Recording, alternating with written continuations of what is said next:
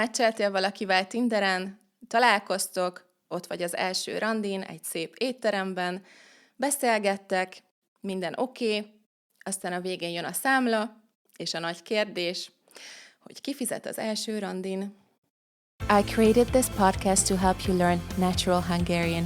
For real progress, join us on Patreon and get access to transcriptions, members-only posts, my blog, easy reads with audio and English translation, challenges, monthly meetings, and a study guide ebook where I tell you how to use all this to see visible results.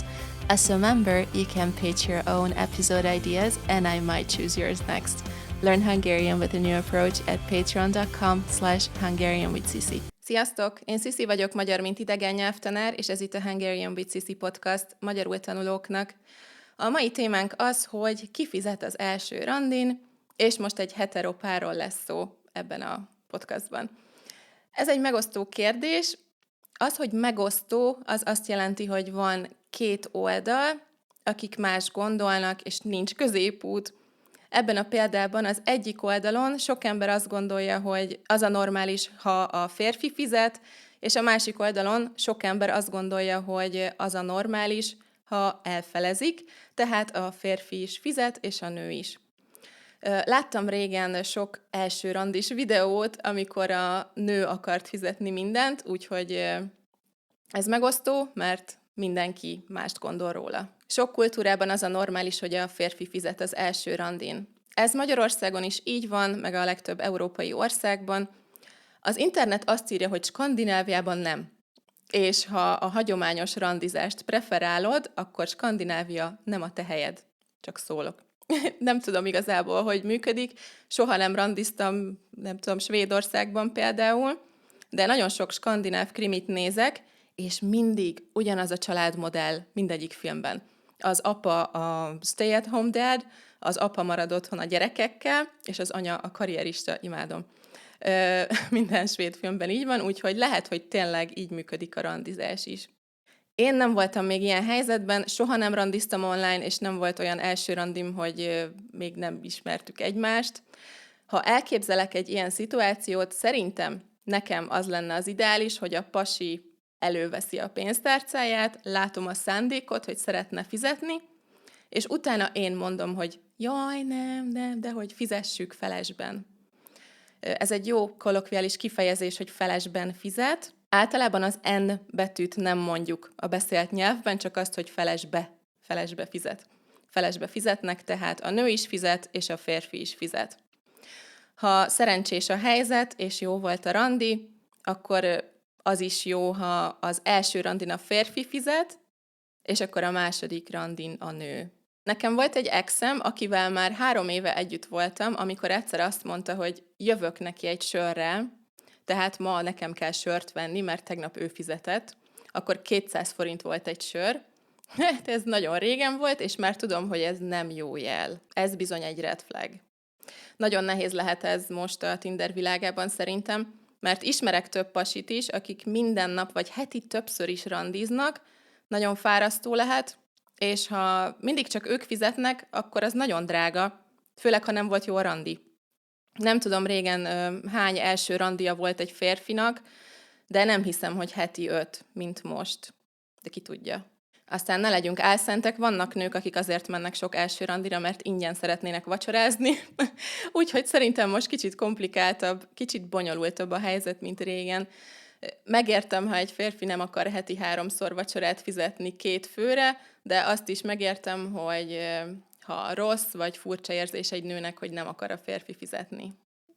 Persze változik a világ, de fejben lassabban változik minden, és mindig ez volt a szokás, hogy a férfi fizet az első randin. Amúgy nagyon kíváncsi vagyok, hogy meleg pároknál mi a szokás. Mondjuk azt egyáltalán nem értem, hogy első randin miért kell drága helyre menni, miért kell étterembe menni. Nagyon sok ember csinálja ezt, és lehet csak sétálni, menni, kávézni, fagyizni, nem tudom, nem muszáj drága helyre menni szerintem. De őszintén nem tudom, hogy ez hogy működik most.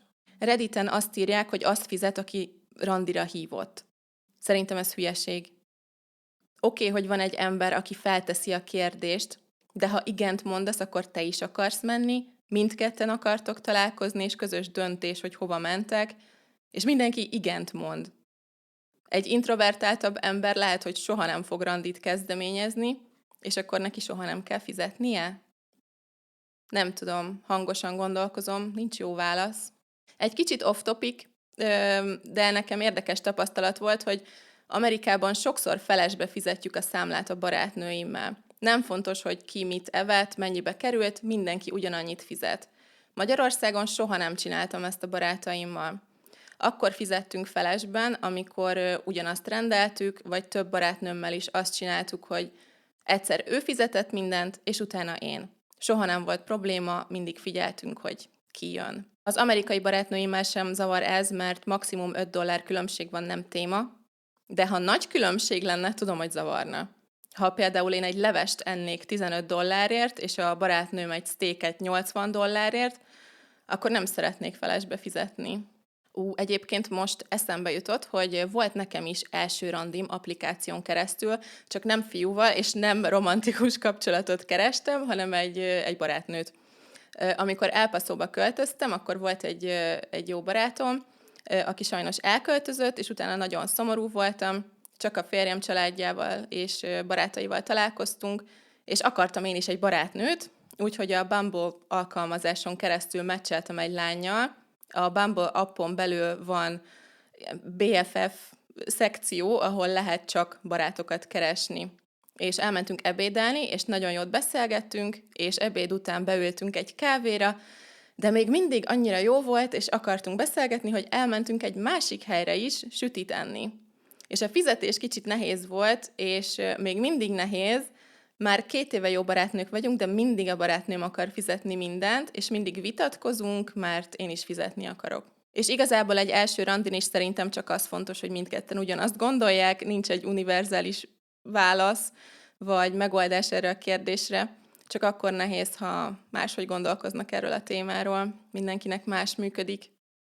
Na, én ennyit szerettem volna mondani a mai epizódban. Ha van kedved, írd meg a kommentekben, hogy te mit gondolsz erről a témáról. Nagyon jó gyakorlás is magyarul írni kommentet.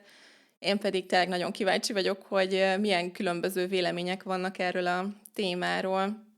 A podcast leíratát megtalálod Patreonon magyarázattal és magyar-angol szólistával, ha szeretnéd használni tanuláshoz. Sokan ki is nyomtatják, és akkor lehet jegyzetelni is, és mindig nagyon örülök, ha küldtök képet arról, hogy velem tanultok. Úgyhogy köszi, hogy itt voltatok, nem sokára találkozunk a következő részben. Sziasztok!